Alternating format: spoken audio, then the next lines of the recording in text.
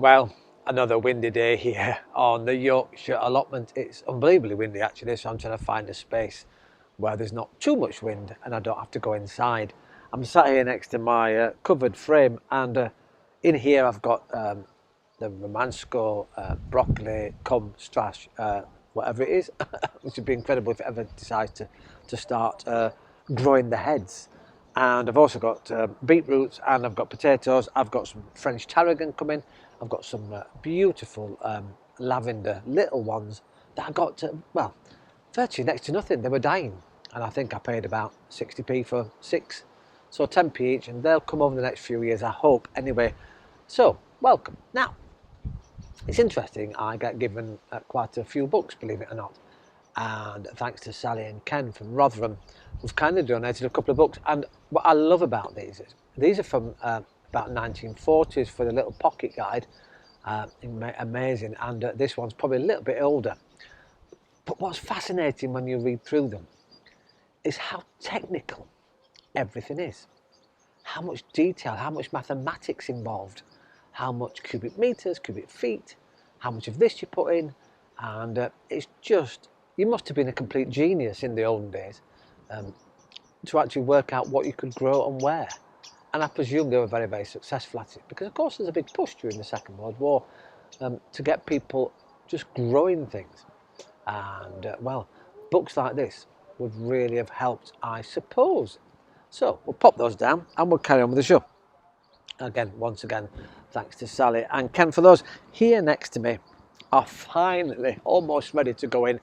These are my purple-headed turnips, and they're lovely things, little white bodies, and they taste delicious. Well, these are going to go inside. I'm going to put them inside my growing frame with my tomatoes, and my cabbages are in there already, and my cucumbers. I'm going to pop those in there and see how they develop in a covered environment. I've never done that. They're normally outside. They like a bit of outside, but I'm going to give them a bit of pampering this year, and let's get them in the soil right now. And it's also not too late to start sowing. Keep sowing things throughout.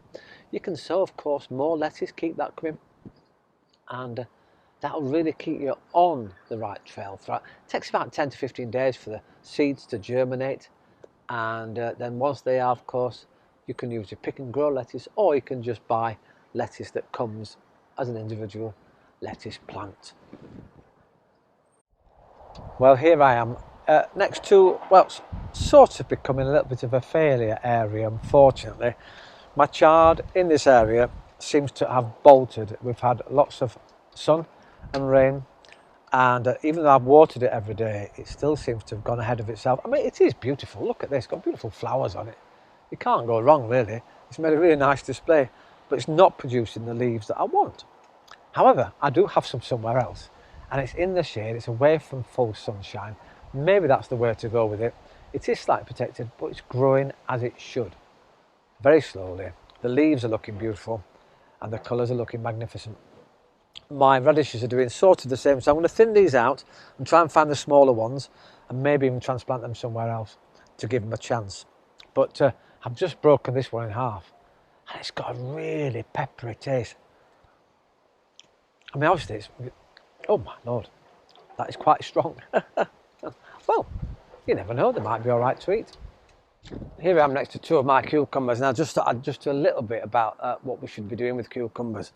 Now, these are starting to fruit, but what I've done this morning is I've cut right back from the bottom upwards, because I want the fruits, and I want these plants to go upwards. So I've cut back at least 2 or 3 leaves from the bottom, and I may even do some more, because that'll encourage the plant to grow up. And when it grows up, then we can start trailing and training the side shoots to go out and the cucumbers, and then I can put a frame in. So don't be afraid to get rid of the lower fruits on your cucumber plants, and that encourages them to grow upwards, grow stronger, and develop better fruits later on when they get tall enough to do so. And obviously when they're reaching the top of the greenhouse or growing frame or wherever you're growing them, then you pinch out the tops, and that will help, again, a bit like tomato plants, develop the fruits further down the stem. These have always been an amazing variety. As I say, it's an F1 variety.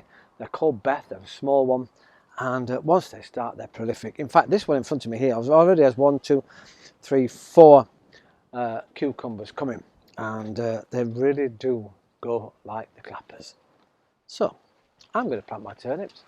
Once again, thanks ever so much for watching Jeremy's Yorkshire Allotment Adventures. But before I go today, I'd like to just show you a photograph from Pete in Sheffield. He's got an allotment, and look at this, his first bag of potatoes this season. They're absolutely magnificent. So thanks for that picture, Pete. It's great to have you on board, and well, good luck with all the other things that I know you're growing. So fingers crossed you'll get more and more over the next few weeks. Once again, thanks ever so much for watching.